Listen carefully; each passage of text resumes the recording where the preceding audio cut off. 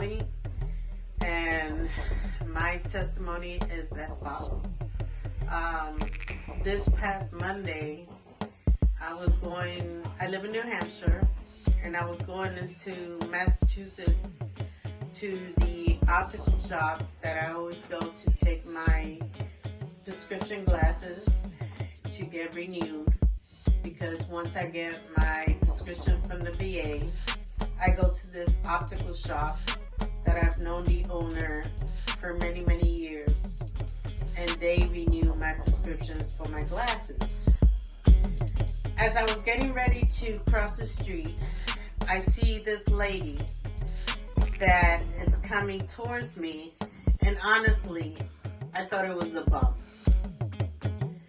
The lady was coming towards me and would not let me cross the street. So I moved to the side, the lady moves to the side, I moved to the side, the lady moves to the side. So I lower my glasses because they're my distance glasses, and I realized that it's my niece.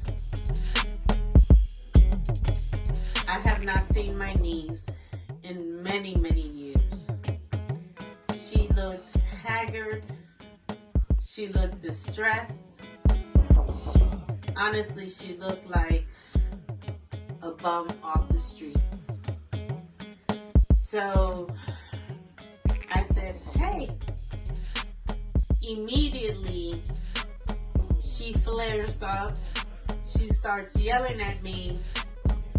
And she starts, give me Mama's ashes. Mama is what all the grandkids in the family called my mom. And she wanted my mom's ashes. My mom is buried in Puerto Rico. So I proceeded to try to let her know that my mom was in Puerto Rico.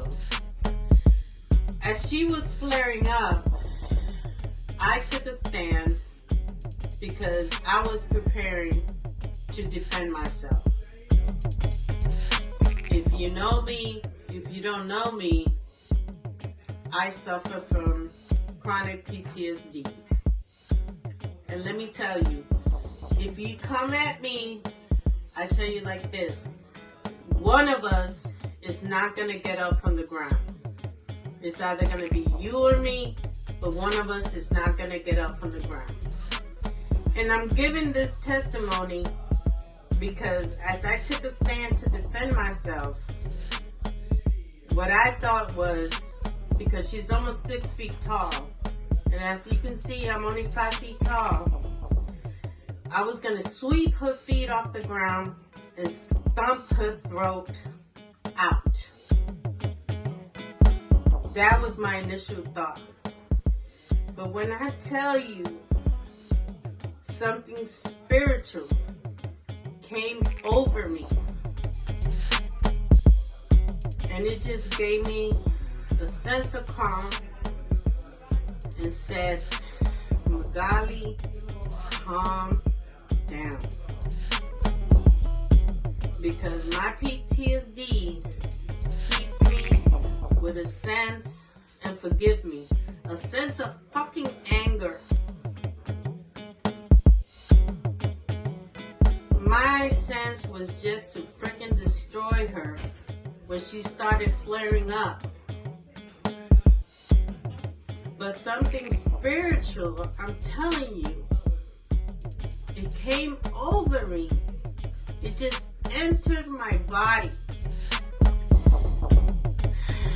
And it just said, Magali, calm down.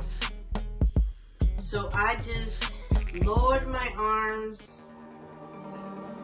And as I'm getting ready to speak to you in this calm voice, I just said, Francesca, Mommy is in Puerto Rico and she is resting.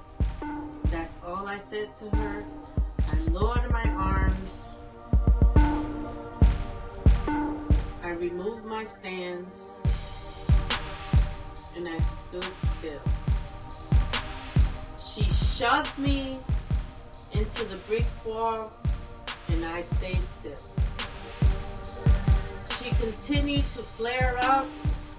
She was like, I'm gonna freaking kill you, and that's not the word she said. I'm gonna kill you if you don't give me mama's ashes. I'm gonna destroy you. And by then, people were calling 911. She grabbed me by the collar. And let me tell you, that spiritual sense of calm stayed with me. And I stayed still.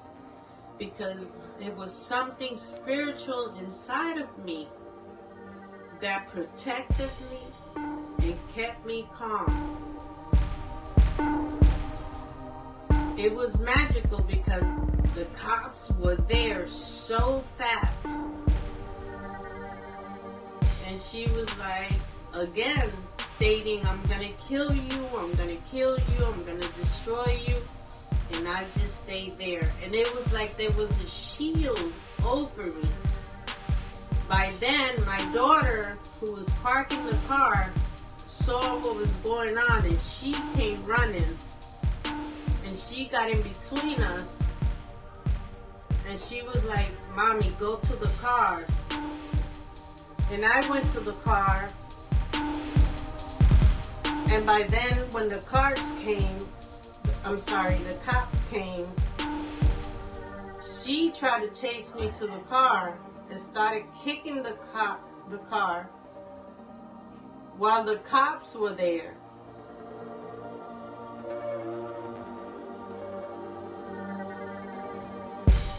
Because she didn't care that the cops were there.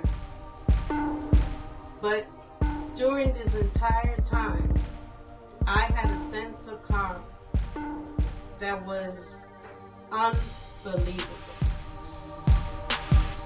And I'm giving this testimony because during this entire debacle, I did not lose my calm. I did not retaliate. I did not lose it. And I tell you this, my PTSD is violent.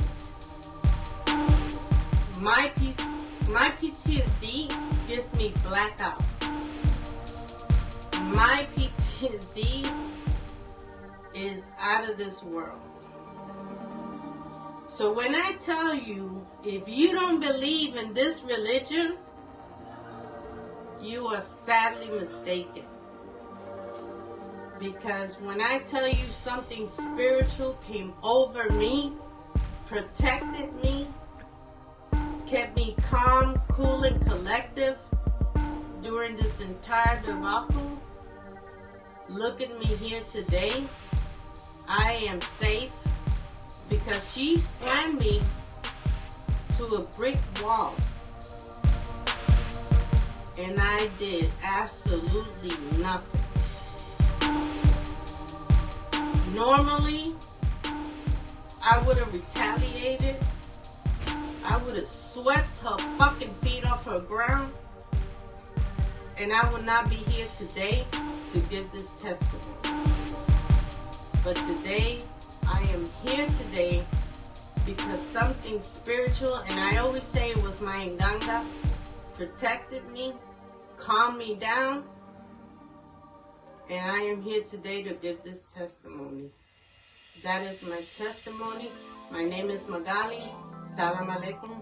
Malaikum salam. Salam alaikum. Mi nombre es Ruth Espinosa. Soy quilvisa. Tengo dos testimonios de mi prenda y de mis poderes. El primer testimonio es que yo le pedía tanto a mi nganga, porque yo estaba padeciendo muchos problemas de salud. No podía dormir de noche, me sentía nerviosa, me sentía mal. Y me consulté con mi nganga, me mandó a hacer un clase. Y mi testimonio es de que muchas veces nosotros no nos damos en cuenta las pequeñas cosas que nos pueden estar afectando y pensamos que, oh, es algo cotidiano, es algo sin ningún problema. Tuve que ir al doctor y el doctor me empezó a volver a chequear, a hacer unas cosas y la doctora ya me había dicho que tenía un problema un poquito fuerte en salud, pero como yo he estado en ahorita sí como me mudé a otro lugar con mi familia, entonces yo estaba más empezando a establecerme allá y no le di mucha mente. Llegó el momento que yo ya no pude ni dormir, ni comer bien, me atragantaba en la comida y todo. Bueno, fui donde la doctora, ella me hizo todos los exámenes y gracias a mi nada, pues hoy en día estoy aquí sin un tipo de problema y complicación de salud. Lo que le quiero decir es que gracias a la ayuda del padrino, de la madre y padre Nganga, de los poderes de mi Nganga, y sobre todo de las guangaras que están escritas y puestas en los libros, en el libro 13 que Padrino ha escrito, todas las enseñanzas y todo para ayudarnos a nosotros. Yo le doy gracias a mi Nganga que estoy bien, que puedo venir a hacer y compartir aquí con mi familia aquí, Lisa, este testimonio.